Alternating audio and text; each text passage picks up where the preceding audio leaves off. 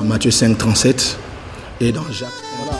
Bonjour ou bonsoir chers amis, ça dépend de l'heure à laquelle vous nous suivez et ça dépend du pays où vous êtes. Nous sommes en train d'examiner un sujet très important et c'est important pour moi de les rappeler. Nous examinons ensemble Matthieu 5, 37.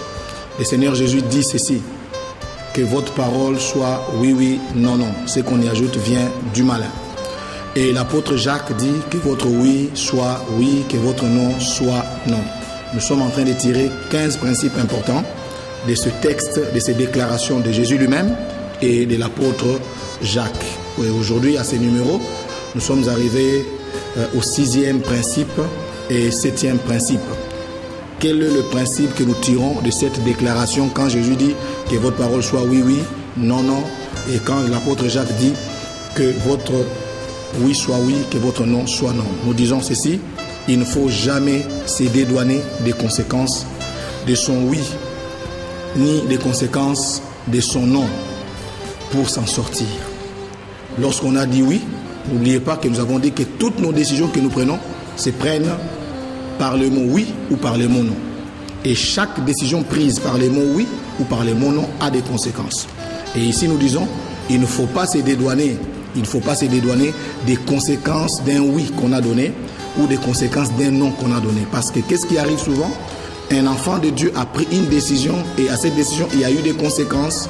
Et vous entendez l'enfant de Dieu dire: pourquoi Dieu m'a abandonné? D'ailleurs, s'il nous faut lire les Écritures, Adam, Dieu lui avait dit: tu pourras manger de tous les fruits des arbres du jardin, mais il y a un fruit que tu ne mangeras pas, les fruits de l'arbre de la connaissance du bien et du mal.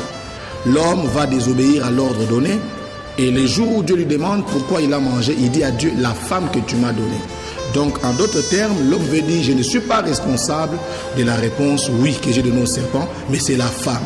L'homme a souvent tendance à se dédouaner des conséquences de ses décisions, surtout lorsqu'il est chrétien. Nous avons dit l'usine qui fabrique notre bonheur ou notre malheur s'appelle nos décisions. Et nos décisions se prennent par les mots oui ou par les mots non. Et ne jamais se dédouaner des conséquences des décisions prises si on veut s'en sortir. Il faut assumer en âme et conscience que c'est moi-même qui avait dit oui. Quand bien même ce serait l'effet d'une prophétie, d'une révélation, mais dès lors qu'on a donné son aval, il faudrait être prêt à assumer les conséquences. Souvent on entend dire quelqu'un, il a fauté quelque part et il dit: ce n'est pas moi, ce sont les esprits qui m'ont poussé. Donc la personne veut tout simplement vous dire qu'il n'est pas responsable des conséquences de ses décisions.